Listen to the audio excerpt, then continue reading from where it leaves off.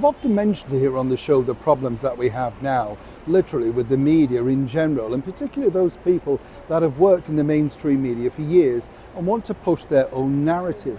It's very difficult, isn't it? Because all of us are trying to find what the true story is, what exactly is happening in the world. And you have to turn to many variants to find out, well, what is the background to that? Of course, as I've mentioned here before on the show on numerous occasions, there are so many, mainstream media companies that behind the scenes, whether they have investors, whether a certain person's attached to that, that's the narrative of why you have to do it. As I said to you before, I've worked for many of these channels, and the bottom line is you get told either do this or simply lose your job. And that is 100% fact. But this particular outburst by a former BBC presenter who's now on her own podcast, well, seemingly a bit strange as ever. Let me explain. Morning, chums. Lovely to see you. Thank you so much for joining me today. And as ever, thank you so much for your time. Lovely to see you. Hope you're keeping well, whatever you're doing. It is hard though, isn't it, with the news? I mean, I look at everything, as you can imagine, and you think, wow. And even things that I've written are completely rewritten, and you think, I never said that. And I've had to call people out and re-quote them and say, no. You've made that bit up. That's the problem now when you are working, in many respects, for the mainstream media. Pity this man, though. That's right, the former Reform UK MP, Rupert Lowe.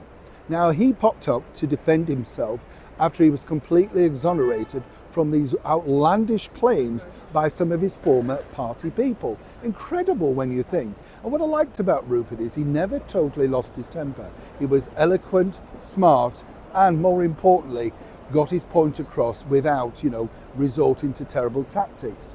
You would think, given the backlash that he's had, he may have done that. Naturally, once the court had decided that there wasn't a case, or the police had decided there wasn't a case, etc., then he did the media rounds to defend himself. He made the mistake of sitting down, though, with, of course, this particular individual, Emily Maitlis, who's now part of the thing called the newsagents on Global Radio. They have a lot of money, right? And according to them, the newsagents recently won a huge podcasting award. Fancy. But Emily has lost none of her sharpness, if you want to put it that way, simply because she decided that she wanted to have, well, shall we say, a few words with Rupert on air. He was not having any of it. And basically she called him out for being a racist. Imagine that, literally on air. Once again, he didn't rise to the bait. Just take a listen. I know the virtue signalling do-gooders want to sort of feel good about themselves, but if you really want to, go and live next to these people. Go and spend your life, and you have them ogling at your children in school and things. No, that's wrong.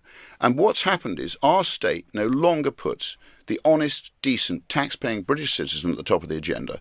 They have been relegated to a second-class citizen, and we are bringing people in here who've contributed nothing, who have come in here illegally, and most of them have been allowed to stay.